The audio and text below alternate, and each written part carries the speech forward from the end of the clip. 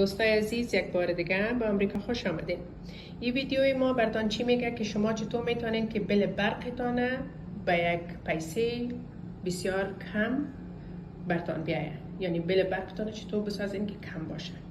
دیگه یگانه علت بل برق زیاد ایسته که شما کلکینایتان رو باز میمانین. میبینین کلکین باز و کلکین باز. کوشش کنین که هر دو کلکینای خانه و کلکینای تمام خانه، نه تنها از اتاقا، باید تمامش بند باشه. و چطور میفهمین که بند است؟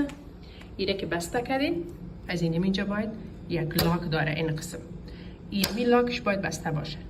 وقتی که این بسته بود بفهمین که بل برقتان بسیار کم میایه، بسیار به یک شکل میایه که شما خوش میشین در آخر ماه. دیگه بلی از خدا همین کار بکنین که کلکینایتان باید مکمل بند بسازین وقتی که کولرتان یا ایسیتان چالان باشه. تشکر.